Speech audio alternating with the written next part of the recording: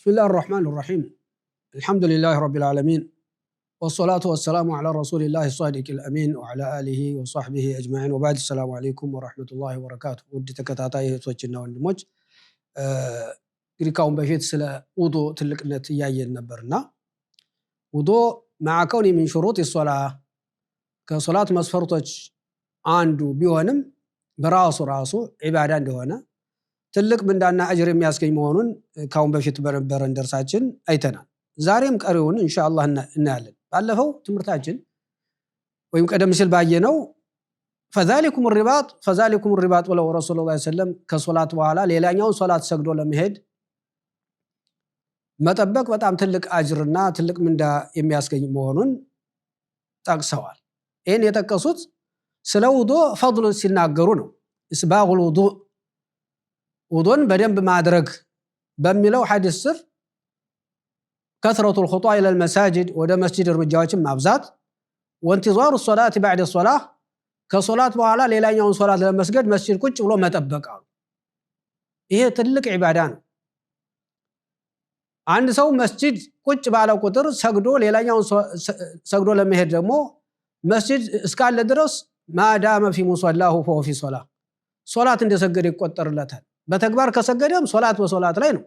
ለምሳሌ ከመግሪብ እስከ ኢሻ አንድ ሰው ኢሻን ሰግጄ ነው መሄድ ያለብኝ ብሎ ቁጭ ካለ ባይሰግድም ራሱ እንደሰገደ ይቆጠርለታል። ከሰገደም ደግሞ ኸይር ላይ ነው። መላእክቶችም ዱዓ ያደርጉለታል አሉ። اللهم اغفر له اللهم ارحمه وصلي عليه እያሉ ዱዓ ያደርጉለታል። አላህ ሆይ ይህን ሰው ሌሎች ጓደኞች ወጥተው ሲሄዱ እሱ ሰግጄ ሄዳለሁ ብሎ በመቀመጡ ማረው ዘንለት اغفر له ብለው ዱዓ ያደርጉለታል። ولهذا قال بعض السلف من كثرت خطاياه او ذنوبه فليلزم مصلاه ወንጀሉ የበዛበት ሰው ሙሰላሁ የሰገደበት ቦታ ላይ ይቀመጣሉ። ሰገርክበት ቦታ ላይ እስከ ተቀመጥክ ድረስ መላእክቶች ዱዓ ያደርጉልሃል ወጥተህ እስከምትሄድ ድረስ። ይሄ ትልቅ ትሩፋት ነው፣ ትልቅ ፈድል ነው። እና የውዱን ፈድል ሲናገሩ ይሄን ማያይዘው ስለተናገሩት በዛው ግር መንገዳችንን እንስማው በሚል ነው። ሌላው ረሱል ሰለላሁ ዐለይሂ ወሰለም ስለ ውዱ ምን አሉ? ያ ቢላል ሆይ አሉ በሆነ ወቅት حدثني بأرجع عمل عملته في الإسلام እንደው በእስላም ውስጥ በጣም ተስፋ የምትጥልበት ስራ የሰራው ስራ ካለ እስኪ ንገረኝ አሉት። እንዲህ ስራ አለኝ የምትለው ነገር ለምን ሲላቸው فإني سمعت دفن عليك بين يدي في الجنة ليلة الإسراء رسول الله صلى الله عليه وسلم ወደ ሰማይ በወጡበት ጊዜ ወይም ወቅት አላህ ጀነትን አሳይቷቸዋል። ወደ ጀነት ሲሄድ አሉ ያንተን የጫማ ኮቲ ከፊት ለፊት ሰምቻለሁ። ስለዚህ በእስላም የሰራው በጣም ጥሩ ስራ አለ ማለት ነው። በጣም ተስፋ የሚጣልበት ስራ አለ። ስለዚህ ያን ስራ እስኪ ንገረኝ ብለው ቢላልን ይጠይቁታል የአላህ መልእክተኛ ሰለላሁ ዐለይሂ ወሰለም። قال بلال ما عملت عملا ارجع عندي اني لما اتطهر طهورا في ساعة ليل او نهار الا صليت بذلك الطهور ما كتب لي ان اصلي قالوا እኔ እንደው በእስላም እንግዲህ በጣም ይሄ ነው አለኝ ምለው ስራ ይሄ አለኝ ምለው ስራ እንደው ካለኝ በቀድም ይሆን በሌሊት ውዱ አድርጌ በዛ በውዱ ሰግድበታለሁ። ይሄ በቃ አለኝ የሚለው እንግዲህ ተስፋ የምጥልበት ስራ ይሄ ነው ብለው ተናገሩ ማለት ነው።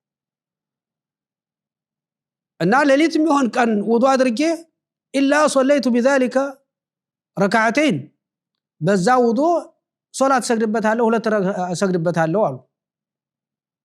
አላህ የፈቀደልኝን ያህል ሰግዳለሁ አሉ። እንደው ሁለት ረካዓ ብቻ አይደለም አላህ የፈቀደልኝን ያህል እሰግዳለሁ፣ ሁለት አራት ከዛም በላይ እሰግድበታለሁ አሉ። ይሄ በቃ የሳቸው ቋሚ ነገር ነው ማለት ነው።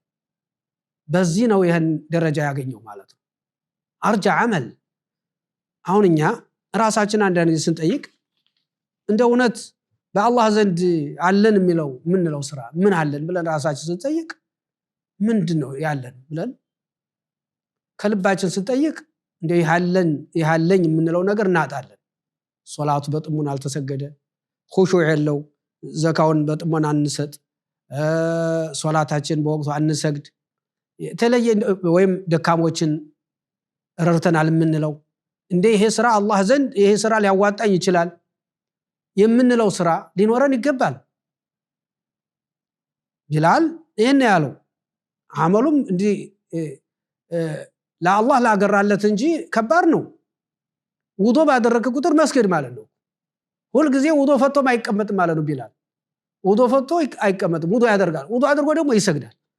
አበቃ። ስለዚህ ይሄ በጣም በአላህ ዘንድ ትልቅ አጅር ያለው ውዱ አድርገን 2 ረካዓዎች መስገድ በጣም ትልቅ አጅር ያለው ነው። በሌላ ሐዲስ ረሱል ሰለላሁ ዐለይሂ ወሰለም ምን አሉ?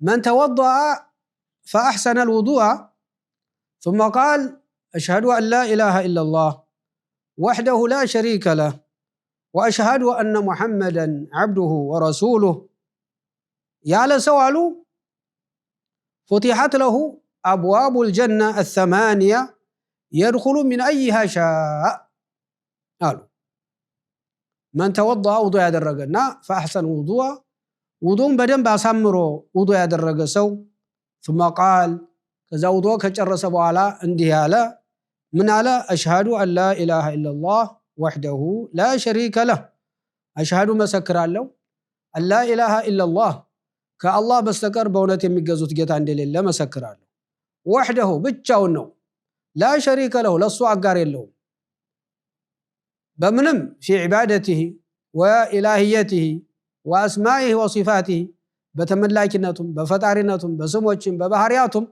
እሱ መሰል የለም አጋር የለውም ብሎ የምስክርነት ቃል የሰጠ አያይዞም وأشهد أن محمدا عبده ورسوله وأشهد مسكራለሁ أن محمدا ሙሐመድ የተባሉት ታላቅ ሰው አብዱሁ ባሪያውና ወረሱሉሁ መልእክተኛው ናቸው ብዬ መሰክራለሁ ያለ ሰው فتحت له أبواب الجنة 8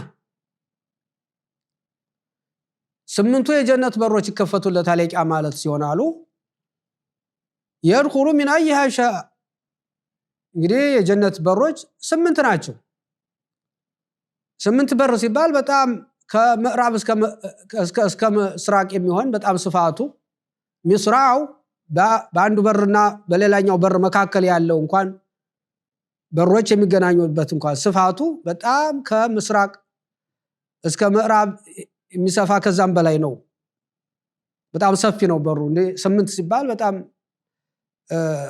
በቁጥር የተገደበና ትንሽ እንዳይመስልን በጣም ሰፊ ነው።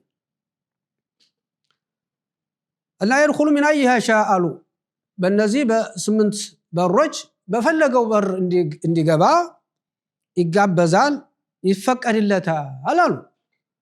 ይሄ ፈድሉ ምንድነው? ፈድሉ ውዱእ ነው። ውዱእ የማድረግ ትሩፋት ነው። ውዱእ አድርጎ ደግሞ ይሄን ዚክር ማለት ይሄ ሐቂቃ ሁላችንም ልንሸመድደው የሚገባ ነው።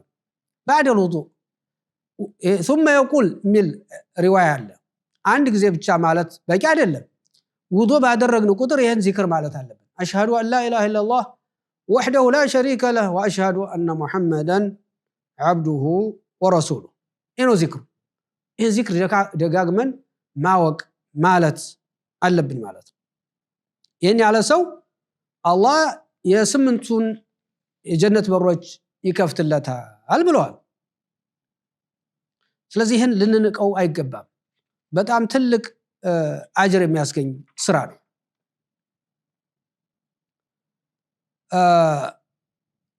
ይሄ ዚክር ما أجمل أن تقرن هذا العمل بسؤال الله تعالى في سجداتك أن يغفر الله لك ويعفو عنك እነዚህ 2 ረካ ስንሰግድ ደግሞ እንግዲህ ብዙ ዱዓ እናደርጋለን፣ ተስቢህ እንላለን፣ ዚክር እናደርጋለን፣ አላህን ምህረት እንጠይቀዋለን።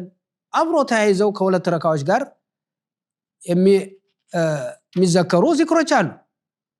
በጣም ባይረዝሙ አጠር ያሉ 2 ረካዎችን መስገድ።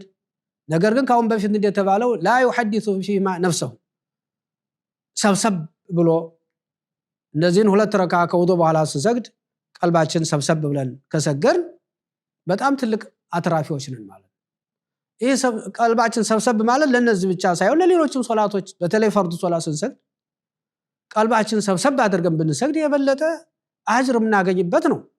يقول الله تعالى قد أفلح المؤمنون الذين هم في صلاتهم خاشعون እነዛ በሶላታቸው አላህን ፈርተው የሚሰግዱ ሰዎች ፈላህ አገኙ፣ ስኬትን አገኙ፣ ዳኑ ብሎ አላህ በቁርአን የተናገረው قد أفلح المؤمنون الذين هم في صلاتهم خاشعون ሶላታቸውን በጥሞናና አላህን አስተውሰው ፈርተው የሚሰግዱ ሰዎች ስኬታማ ሆኑ፣ ዳኑ፣ ጀነትን አገኙ፣ ከጀሃነም ዳኑ ብሎ አላህ የተናገረው። ስለዚህ እነዚህንም ሆነ ከውዱ በኋላ የምንሰግዳቸውን ሌሎችንም ሶላቶች ስንሰግድ ቀልባችን ሰብሰብ አድርገን መስገድ በጣም ውጤታማ ያደርገናል፣ ወንጀላችን ይማርልናል፣ ጀነት እናገኝበታለን ማለት ነው።